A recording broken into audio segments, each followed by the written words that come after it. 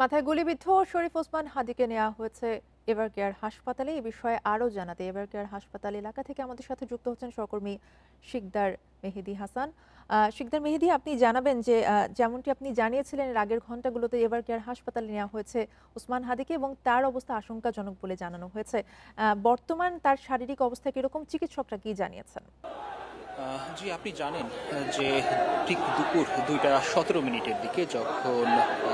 আজকে প্রচারণা চালানোর সময়, যেহেতু তিনি ঢাকা ৮ আসন থেকে নির্বাচন করবেন, সেই প্রচারণা চালানোর সময় কিন্তু তার উপরে আসলে দুর্বৃত্তরা গুলি চালায় এবং গুরুতর আহত হয়ে কিন্তু ঢাকা মেডিকেলে তাকে নিয়ে যাওয়া হয় এবং সেখান থেকেই তাকে আসলে উন্নত চিকিৎসার জন্য রাজধানীর এভার কেয়ার হাসপাতালে নিয়ে আসা হয়। এবং তারপর থেকে এখন পর্যন্ত আসলে এখানে দায়িত্বশীল কোনো চিকিৎসক কিংবা ইনকিলাব মঞ্চের পক্ষ থেকে কোনো ধরনের কোনো আনুষ্ঠানিক ব্রিফিং কিন্তু করা হয়নি। তবে তার বিষয়ে এখানে একাত্মতা জানাতে ইনকিলাব মঞ্চ, যারা যারা আছেন, তার যেসব ভক্তরা রয়েছেন বা তার অনুসারী রয়েছেন, তারা কিন্তু এখানে এসছেন এবং তারা এখানে জড়ো হয়েছেন। তারা বিভিন্ন ধরনের স্লোগান দিচ্ছেন এবং তারা যে সকল দুর্বৃত্তরা এই কাজটি ঘটিয়েছে তাদের অনতিবিলম্বে তাদেরকে গ্রেফতারের দাবি জানিয়ে তারা মুহুর্মুহু স্লোগান দিচ্ছেন। শুধু তাই না, তার পাশাপাশি আরও বলতে চাই যে নর্থ সাউথ ইউনিভার্সিটির পক্ষ থেকেও কিন্তু এখানে একটি দল এসেছে এবং তারাও কিন্তু এখানে আসলে মিছিল করছেন। এবং ওসমান হাদির যে সর্বশেষ পরিস্থিতি, সেই পরিস্থিতি বিবেচনায় রেখে তার চিকিৎসার যাতে কোনো ত্রুটি না হয় সেই বিষয়টিকে বিবেচনায় রেখেও সরকারের কাছে তারা দাবি জানিয়েছেন, যাতে উন্নত চিকিৎসার জন্য যদি তাকে দেশের বাহিরে নেওয়ার প্রয়োজন হয় সেই বিষয়টিও যেন সরকার গ্রহণ করেন, সেই বিষয়েও কিন্তু তারা আসলে আমাদেরকে জানিয়েছেন এবং সরকারের কাছে তারা দাবি করেছেন। এখনও আমরা দেখতে পাচ্ছি যে এখানে রীতিমতো বসুন্ধরার মধ্যের যে অংশটি আছে, এই অংশটি পুরো সড়কটি কিন্তু আসলে যে সকল নেতাকর্মীরা এখানে আছেন, তার যারা ভক্ত আছেন, অনুসারী রয়েছেন, তারা প্রত্যেকে এসে এখানে তারা স্লোগান দিচ্ছেন এবং পুরো সড়কটি কিন্তু তারা জুড়ে আছেন এবং যে কারণে সড়কের যে যান চলাচল সেটি রীতিমতো স্থগিতই রয়েছে আমরা বলতে পারি।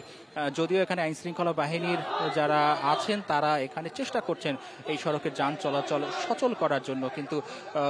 এইখানের যে পরিস্থিতি, সেই পরিস্থিতি থেকে তারা কোনোভাবেই তারা এখান থেকে সরবে না এবং আগামী 24 ঘন্টার মধ্যে যদি দুর্বৃত্তদের গ্রেফতার করা না হয় তাহলে তারা কঠোর কর্মসূচিতে যাবেন, এই ধরনের কথাও কিন্তু তারা বলছেন। এবং আপনি জানেন যে হাদির ঠিক কানের যে পাশে নিচের অংশে অর্থাৎ ব্রেনের স্টিমে কিন্তু গুলির আঘাত লাগে, অর্থাৎ এটাকে দেহের চালিকা শক্তিও বলা হয়ে থাকে। যেহেতু এটি ঠিক কানের নিচে এবং ব্রেনে আঘাত করে, যে কারণে রক্তক্ষরণের কারণে কিন্তু মস্তিষ্কের চাপ প্রয়োগটা আসলে বৃদ্ধি পায় এবং সেই কারণে একটু বলতে চাই যে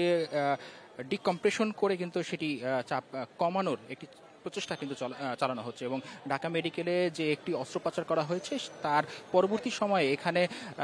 তাকে নিয়ে আসার পরে আর যে চিকিৎসা পদ্ধতি সেটি কেমন হবে সেই বিষয়ে এখন পর্যন্ত আসলে আমরা তেমন সুনির্দিষ্ট কোনো তথ্য পাইনি। তবে এখানে দুজন উপদেষ্টা অর্থাৎ সৈয়দ রেজওয়ানা হাসান এবং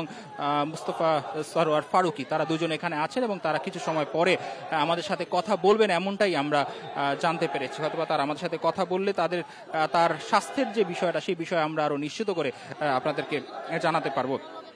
এবং এই বিষয়ে কিন্তু ঢাকা মেট্রোপলিটন পক্ষ থেকেও একটি বিবৃতি দেওয়া হয়েছে এবং সেখানেও কিন্তু তারা বলেছেন যে ঘটনাস্থলের আশেপাশের সিসিটিভির যে ফুটেজ সেগুলো সংগ্রহ এবং বিশ্লেষণ করে জড়িতদের শনাক্তে